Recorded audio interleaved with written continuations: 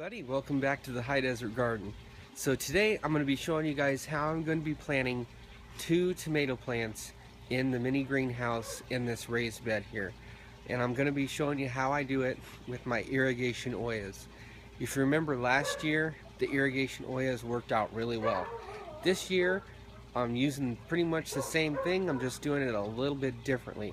So I'm going to show you guys just based off of what I learned last year how I'm going to change this up a little. Okay, I've decided to go with the Russian Oxheart, which produced massively for me last year. I mean, just had the first ripe tomato and produced all season long, gave me tomatoes in the fall. And I've got a new variety, the Black Crim, which I got from the MI Gardener seed store. But that's what I'm going with in this bed. And last year I did go with 4 tomato plants in here, and that's because I used the single stem method where I pruned it down to a single stem. It did work really well. The stem got really thick, they produced a lot of tomatoes. This year I'm going to let them bush out to 3 or 4 stems and see how that works for me, just sort of as a comparison. And I'm thinking it's going to work pretty well because I plant my tomatoes deep, and with the Ollas system I think they're going to get plenty of water and nutrients. So I did remove the first 3 or 4 inches of soil, and it's mostly like a mulch because that's what I did last year. Is I used like a 3-inch layer of wood chip mulch, very fine mulch on top. It has broken down quite a bit, so I'll be adding some more mulch. But what I'm going to do is dig down a little bit more to plant the tomatoes, and then I'm going to dig down a little bit for my Ollas. And here's where I've set aside the mulch slash soil. What I'm going to do is I'm going to amend this with some worm castings and compost, sort of mix it together. That will go back in here. That will be part of my growing medium, and then I'll put a 2 to 3 inch layer of mulch on top of that. So alright, I'm going to go ahead and get the irrigation Ollas ready, and I'll be back. Okay, I've prepared the bed for installing the Ollas. I'm going with some 4-inch Ollas in this bed because I wanted to run Ollas around the outside, and 6-inch Ollas obviously would have been overkill. I mean, this still may be overkill, but I plan on planting a tomato there and there, so 2 in this bed. And these 4-inch Ollas, I used a little bit of a different fitting than I did on the 6-inch Ollas. So I used this 1/2 inch to 1/4 inch reducer T, and it didn't work out exactly as I thought it would, but I'm still going to make it work. What I ended up doing is gluing the 1/4 inch end over the drip irrigation button. So this was a drip irrigation button. It just fit right over the top of the nipple of that.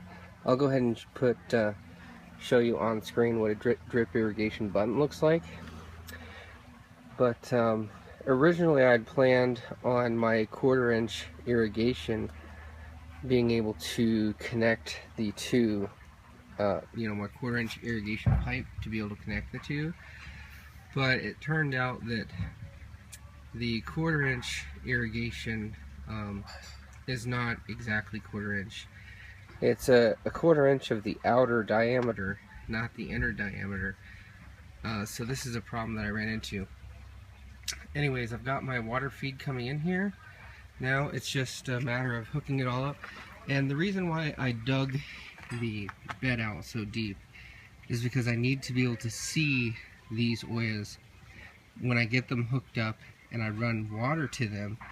I need to be able to test them and see that there's no leaks and that they are working properly. So I'm going to go ahead and get these hooked up, and I'll be right back. Okay, I've got the irrigation Ollas hooked up. You can see I have some end caps here, and this will come in handy if or when I decide to extend this raised bed, because it is smaller than I wanted to have. But yeah, you can see I've had to go with this more expensive irrigation pipe. This is called what is this called? I have the name of it here. This is a swing pipe. Okay, it's called swing pipe, and it's twice as expensive as the cheaper drip irrigation pipe, but I had to go with it because the cheaper stuff is not 1/2 inch as it says. The cheaper stuff is closer to 3/4 of an inch, and that's the inner diameter. So it is nowhere near 1/2 inch inner diameter like this tubing is. You see, here's the cheap stuff right here. It's very thin. It actually is quite difficult to work with. The more expensive stuff is much thicker. It actually responds to you trying to move it and bend it easier. It usually just holds in place. I currently have water coming into the system. Okay, so for now, the way that I introduce water into the system, you can see the pipe down here. It's just this 3-inch tube. I actually plan on replacing this with a 4-inch tube to hold even more water. So that's what I got going on. I'm testing it right now. I'll let you know how the testing goes. Okay, this is the system fully installed. It's been installed for a couple of weeks now, so these 2 tomato plants have had a chance to set their roots down and just begin pumping out a little bit of growth. But I do plan on doing a wood chip mulching to help retain moisture and prevent weeds and things like that from happening. So that'll be nice to get that done. But yeah, to water the system, it's very simple. As you can see, I just filled it with water, and that's all you have to do. And it will last, or it has been lasting so far, all day. I'll come home from work and it'll still have, you know, a bit of water left in it. Now, as these plants get bigger and demand more water, that could be a bit of a problem. So we'll have to wait and see how that goes. I did, however, install a 4-inch reservoir on the system over here. By the way, this is another video that I will shortly be showing you of how I built this structure, sort of like a miniature greenhouse over this raised bed. And that plastic, that is not staying. That's temporary. I do have very nice poly roofing that I'll be putting up there. I just had to throw it up in a hurry because these tomato plants were looking very sad and needed planting. As you can see, this one's pretty sad. I may just have to pull him out and plant something else there.